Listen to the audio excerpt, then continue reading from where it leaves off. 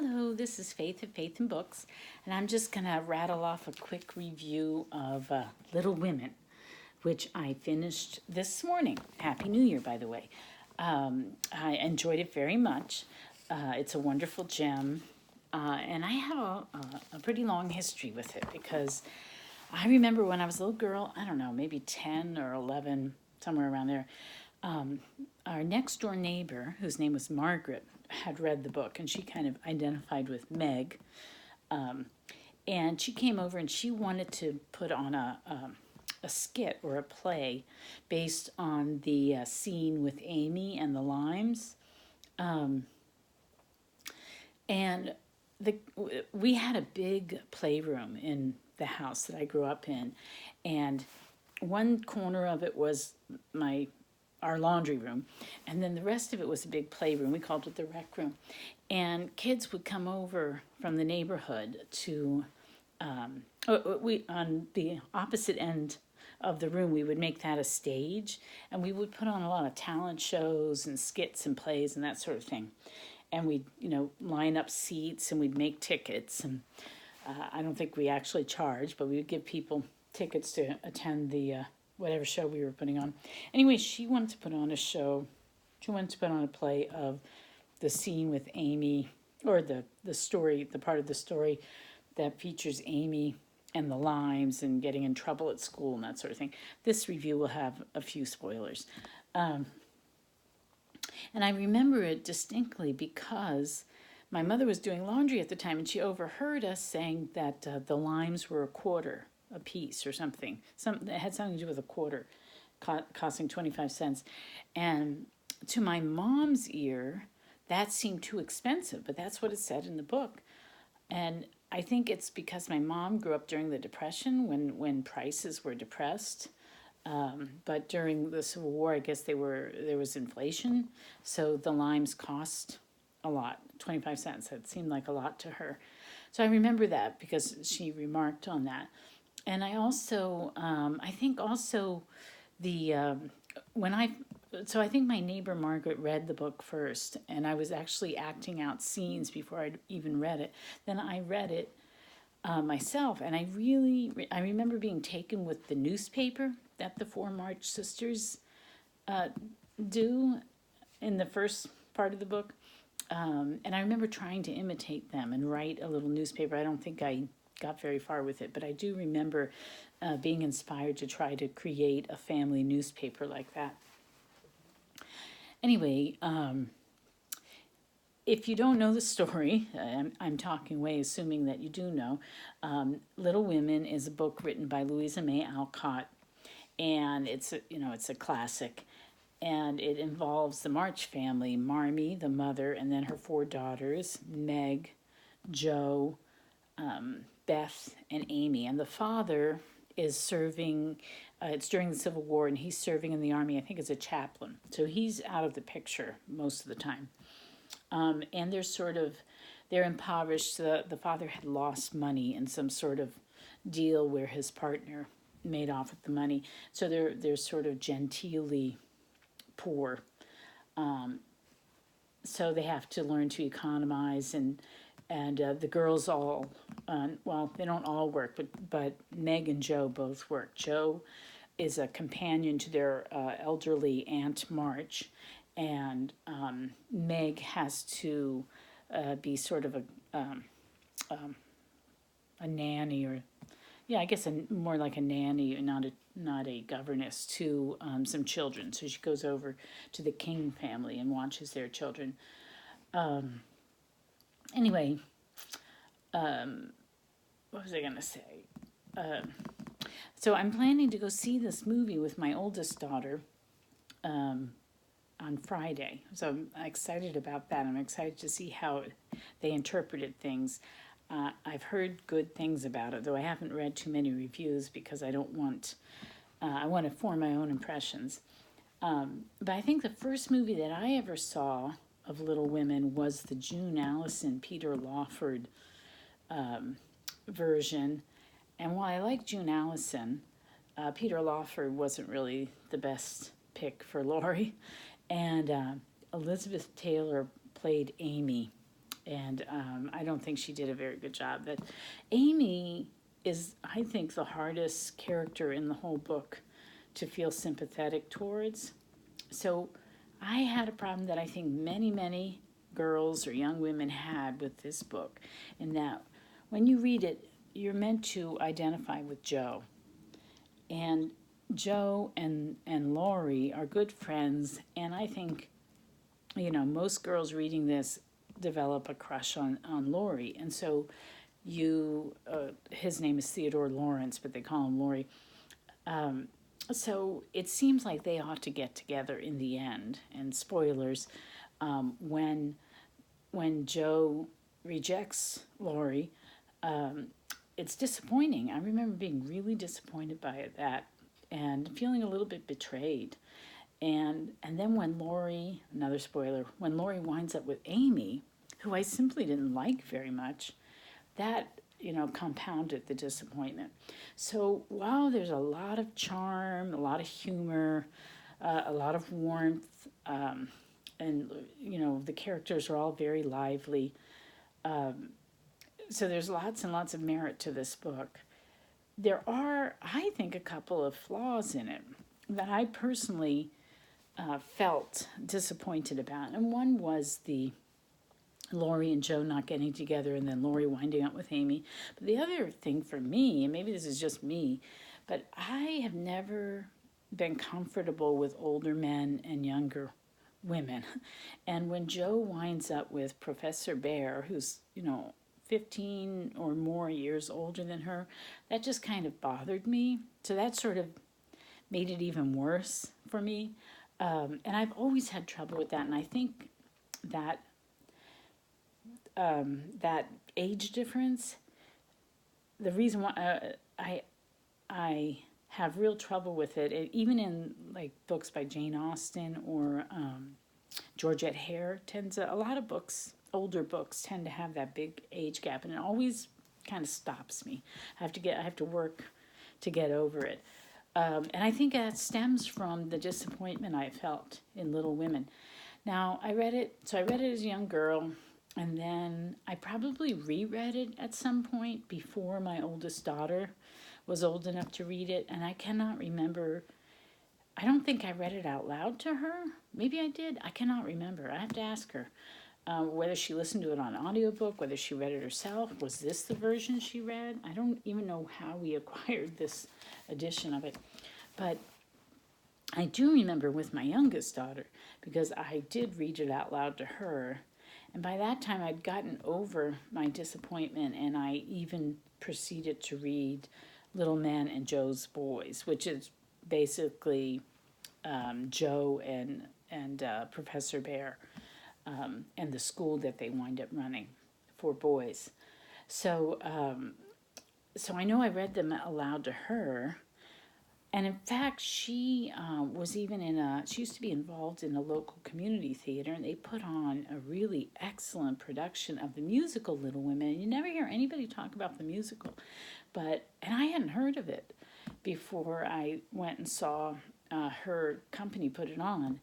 She got to dress up in the nice Victorian clothes, but she just sort of came on. She was like a background person, like a party goer, or she was really there just to help change the set. But because of that, I saw it several times, and the woman who played Jo was excellent. And I'm going to link to her. Her name's Maddie Curtis, and I'm going to link to her. There's a video of her trying out for America's Got Talent, one of those shows, and you can see her when she was 16, as she was older when she played Jo. But you can hear how beautiful her voice was. She was excellent as Jo. She really made the whole production, I thought. I really enjoyed that musical. So if you get a chance to go see the musical Little Women, I recommend it. I found it really, really good. Anyway, on to the book itself. I really enjoyed it, but I am sort of divided about, I want to talk about two things. The first thing is the moralizing. There is a lot of moralizing that goes on in this book, and if you've read the biography Eden's Outcast, you know that that was actually reflects her real life family, because Bronson Alcott and his wife were very intent on their girls being virtuous. They were transcendentalists, and they really believed that you had to work on your character, because you could. The idea is that we all have this divine spark and we can perfect ourselves. And so you do this by constant introspection. And they made the girls keep diaries where they would write about all the flaws and bad things they had done all day, and then they would, the parents were free to go and read these diaries and that sort of thing. The moralizing, to me, it seemed, got almost to an unhealthy level, probably, and I think that you can go overboard with that sort of constant scrutiny.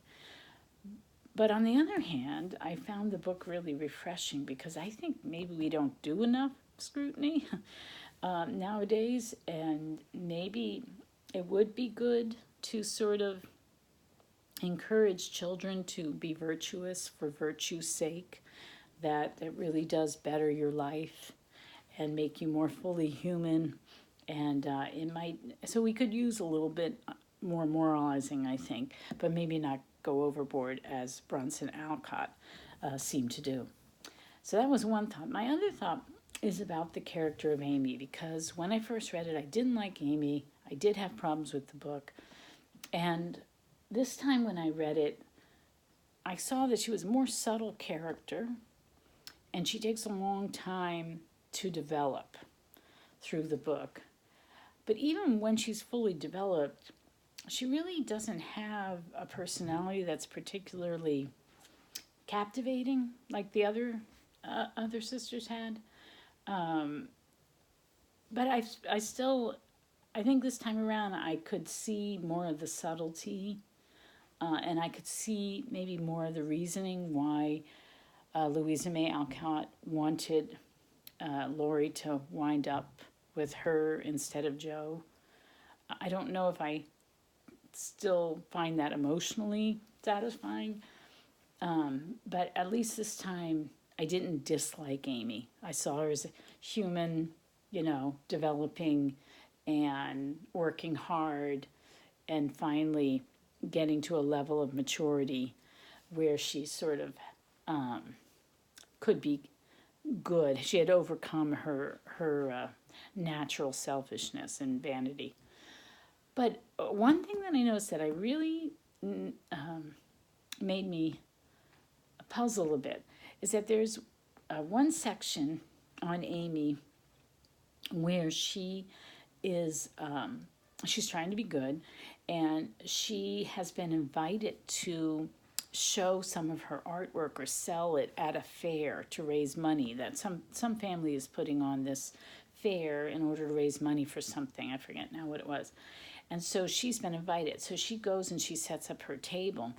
And her nemesis is the daughter, the same age as her, the daughter of the family who's setting this whole thing up. I think it was the Chesters. And the girl's name was May Chester.